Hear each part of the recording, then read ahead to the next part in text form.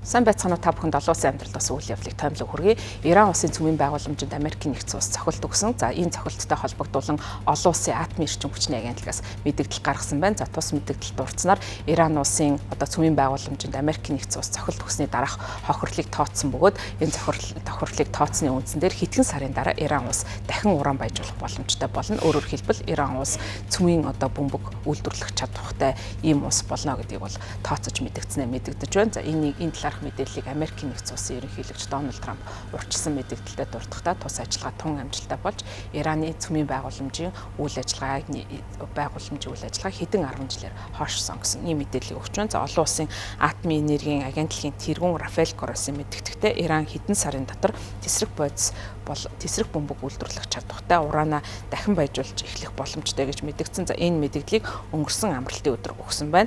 За Америкийн нэгдсэн улс бол Ираны 3 цөмийн байгууламжинд цохилт өгсөн. За энэ цохилт нь бол ноцтой боловч бүрэн хохирол учруулаагүй гэдгийг мэдгдсэн байна. За Ираны цөмийн байгууламжийг бүрэн устгасан гэсэн Дональд Трампын мэдээлэлтэй бол тухайн олон улсын атомын эрчим хүчний агентлагийн даргын хэлж байгаа мэдээлэл зөрчилдөж байгаа юм.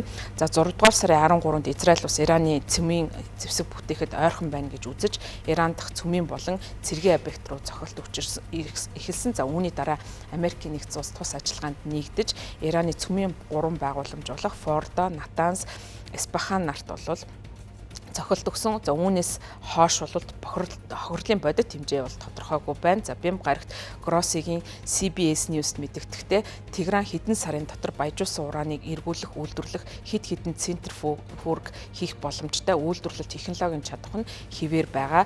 Тиймээс тэд хүсэх юм бол дахин цөмийн зэвсэг үйлдвэрлэхэд шаардлагатай уран баяжуулах боломжтой гэж үзэж байна. За олон улсын атомын эрчим хүчний агентлаг Ираны цөмийн чадварыг өргөжлүүлэн байгаа талаар бол дүгнэлт өгч цаашдаа ч гэсэн цөмийн энэ байгууламжаа өргөжлүүл явуулах боломжтой гэж дүгнсэн юм.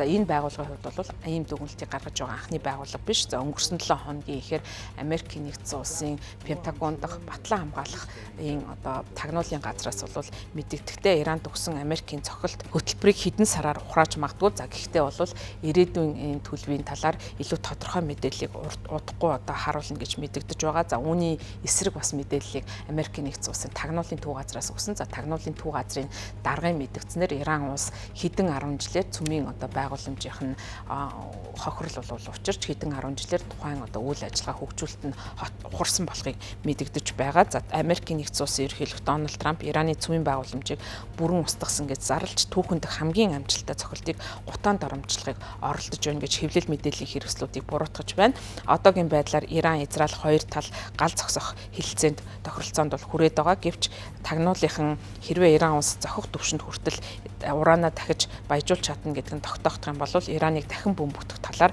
үнэхээр бодож үзнэ гэдгийг Америкийн нэгдсэн улсын ерөнхийлөгч мэдгдсэн. За Ираны зэвсэг түвшний жанжин штабын дарга Абдул Рахим Мусави нэм гарагт Тегран Израилийг гал зогсох хэлэлцээр бийг баримтлана гэдэг талаар итгэхгүй байгаагаа мэдгдсэн. Бид дайныг эхлүүлээгүй. Гэвч бид бүх хүчин чадлаараа түрэмгийлэгчд хариу өгсөн дайсан амлалтаа биелүүлэх эсэх талаар за мөн цаашдаа гал зогсох зэрэг энэ зүйлүүд дээр бол эргэлзэж байгаа учраас дахин дайралт хийх юм бол бид бүх хүчээрээ хариу өгөхөд бэлэн байна гэж төрийн телевизээр иш татам мэдгдсэн байна. Харин Иран хэдий хэмжээний хохирол учруулсан талаар зөрчилтэй мэдээллийг олон нийтэд хүргэж байна. За Ираны дээд удирдагч Аятолла Али Хаменei пүрэв гарагт хэлсэн үгэндээ цохилтууд дөрвтэй үр дүнд хүрээгүй гэж мэдгдсэн бол тус улсын гадаад хэргийн сайд Аббас Аракчи хэд том бөгөөд ноцтой хохирол учруулсан гэж мэдгдсэн. За Иран олон улсын атомын энергийн агентлагтай харилцаа нэлээд хурцтмал байдалтай байгаа. За уламж гэсэн харилцаанд хурцдах ийм нөхцөл үүссэн л хавг гарагт тус улсын парламент олон улсын атомын эрчим хүчний агентлагийг Израиль болон Америкийн нэгдсэн улсын талд ажиллаж байна гэж буруутган цөмийн эрчим хүчний хяналтын байгууллагатай хамтран ажиллахаа зогсоох шийдвэрийг гаргасан. За ингэснээр бол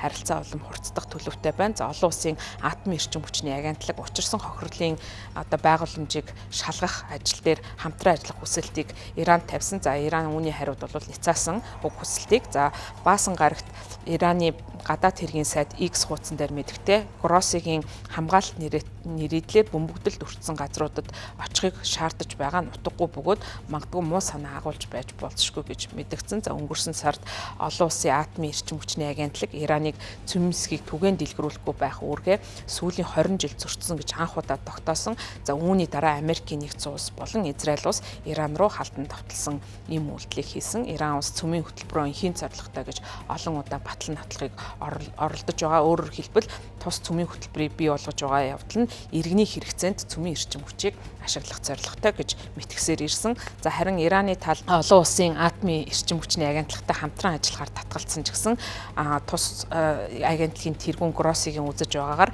Тегрантай хэлэлцээр хийж чадна гэдэгтээ найдаж байгаа юм байна. Иран улс 2021 онд Фордо дахь баяжуулалтаа сэргээж 60 хүртэлх хувиар ураныг цэвэршүүлэн баяжуулах боломжтой болсныг олон улсын атомын эрчим хүчний агентлаг мэдээлэлд тулгуурлаж үүнийг батлан нотолсон байгаа лээ. Ингээд талууд бол энэ Ирантай холбоотой цохилтын талаар янз бүрийн маргаантай ийм мэдээллүүдийг хийж байна. За чухам одоо аль нь үнэн болох талаарх мэдээллийг мэрэгчлэнүүд тогтоохыг оролдож байна. За зарим мэрэгчлэнүүдийг хэлж байгаагаар учирсан хохирлыг тогтоохын тулд хэдэн сарын одоо сар шаардлага үүний дараа бүрэн одоо энэ хохирлыг мэдэх боломжтой гэж үзэж байна. За Америкийн нэгдсэн улсын ерөнхийлөгч Дональд Трамп өөрийн эхлүүлсэн цэргийн ажиллагааг бол амжилтанд хүрсэн гэж нотолж байгаа боловч зарим талууд тус одоо ажиллагаа нь бол өөрийнх нь дурдсан шиг бүрэн амжилтанд хүрээгүй зохих хэмжээний хохирлыг учруулсан гэж мэдэгдэж байгаа. Энэ үүнтэй холбоотойгоор талуудын санал зөрчилдсөн хэвээр байна.